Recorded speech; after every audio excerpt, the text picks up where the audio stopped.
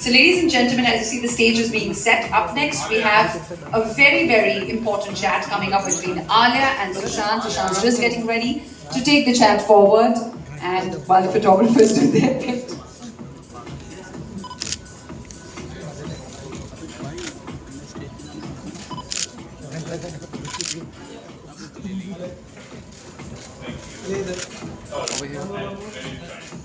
Thank you so much, Sushant. Yeah. Please let us know once we are ready to go ahead with the discussion. Have you taken the pictures? Good to go? Thank you. Looking forward, Alia, to hear from you and from you, Sushant. Thank you so much, and thank you, Alia. Thank you. I think Aparna set it up really well. So, you're obviously an incredibly successful and powerful. Hey, folks, if you really want to listen, she's gonna have some amazing tips for entrepreneurs everywhere. You're one of Too much pressure, too much I know. pressure. Don't worry. Your track record speaks for itself. So, first question, where did the interest in entrepreneurship come from?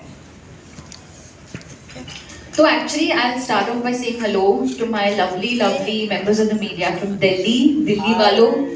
क्या हाल है आज? बहुत बढ़िया। बहुत serious बातें हो रही है आज अभी इधर.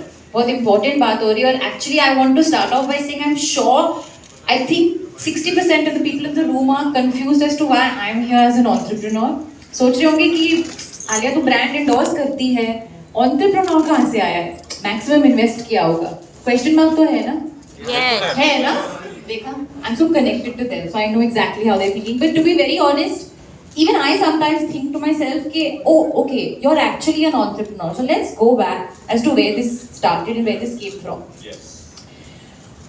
In 2015 or 2016, I remember कि मेरे दिमाग में ना एक कीड़ा बैठ गया कि मुझे कुछ create करना है.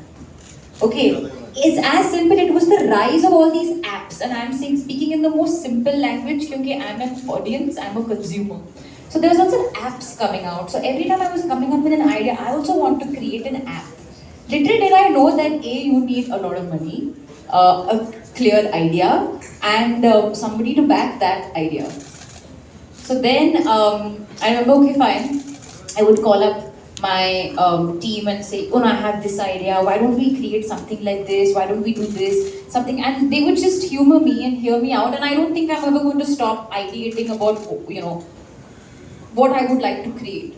But basically what I was looking for at that time, I remember, and it comes from a very vulnerable place as a person, I never wanted to put all my eggs in one basket, which is मैं एक actor हूँ and I work very hard on a daily basis, पर कल का क्या पता? Who knows where I'm going to be tomorrow. So I wanted to secure myself as a person and as a professional. But obviously, when I sat down to actually ideating about what I want to create, usually you would consider an actor to do like a fashion brand, some clothes, a limited edition collection of something, which is fine in its place and it's great. But when I actually got down to thinking about, do you need another fashion label? There's so much quantity, there's so many options available. So why would anybody come for a product just because my name is associated to it? So I didn't want it to be something that just because it's associated to my name, it's a brand that should stand tall on its own. So I looked for the gap in the market at that time. उस time पे there were not as many homegrown, sustainable children's clothing brands at that time. And that's where I said, okay, this is the story. And parallelly, उस time पे, I was also thinking of putting out a story of a little girl and her dog, Ed. And this little girl and her dog go on these adventures. They talk to trees and animals and everything, and they're on this adventure to save the planet. So from that story came the story of Edamama, which is my own children's wear clothing brand. मेरा venture है, मेरा capital है, मेरा vision. I am the sole investor and founder of Edamama. So that's the information that I want to put out there first. Fabulous. I did not know the story of Ed, by the way.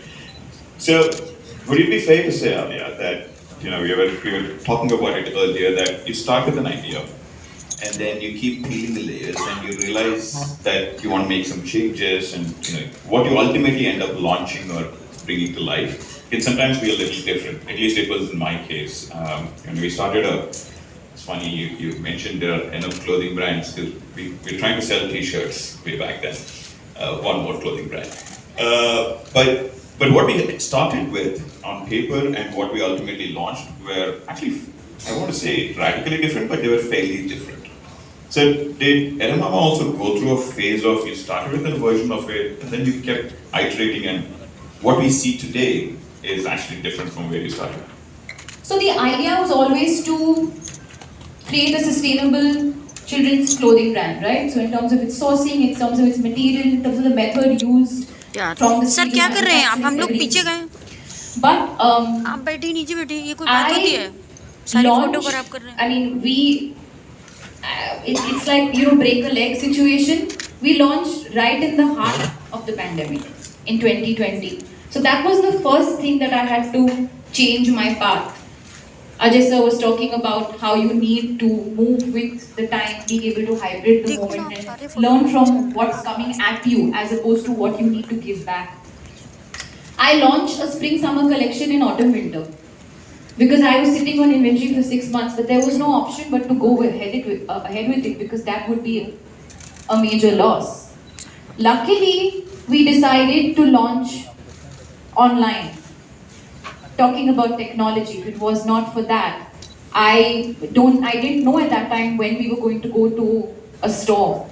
We didn't know how long it was going to be that I would be able to give people a live experience of touching and feeling the clothes. So that was the first challenge that was thrown at me.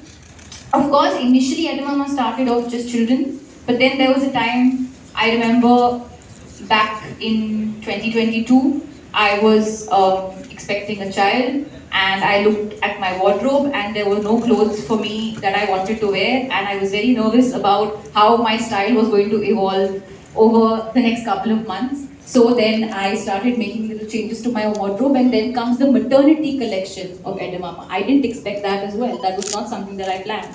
And then subsequently came infants and all of that. So now we have 0 to 14. And my plan now to go forward with Edamama is to include personal care, sustainable diapers, sustainable toys, and of course the storytelling being the center of it. That's also going to start soon because I know that today as a mom, one of my most precious things is when I read a book to my daughter or I sing a song to her. So eventually my dream maybe in the beginning was not to create an Edamama universe, but that's my plan, is to create an Edamama universe where you feel very connected to nature, very connected to your planet, and you just celebrate the child within you. It actually does feel like you laid out what the 10-year vision for Edamama is right now. Oh, did I do that? That's another thing I should mention. I know nothing about business. I disagree. Have any of your folks, I found it particularly refreshing to hear Alia talk about, I was sitting on inventory, I need to do something about it. Inventory being one challenge. But I'm sure there would have been, your fair set of challenges. Obviously, having to launch it in the pandemic being one, and so on and so forth. Absolutely. And actually, one of the things that I didn't mention is because we are a truly homegrown Indian brand, vocal for local, all our material is sourced and manufactured within India. That actually helped us in the middle of the pandemic, that we were not scrambling and running from pillar to post to make and keep the collection going. So for 2 years, we were able to keep our head above water because of that. How do you, when you look back now on your journey over the last couple of years on Edamama, how would you turn the challenges that you would have I'm sure you have some already, into what would you offer as advice from those learning experiences for entrepreneurs? Number one, I don't have all the answers. That's the most important thing. I am very grateful that I was in a position, number one, that I could self-invest, that I could also appoint a team of ninjas, I call them.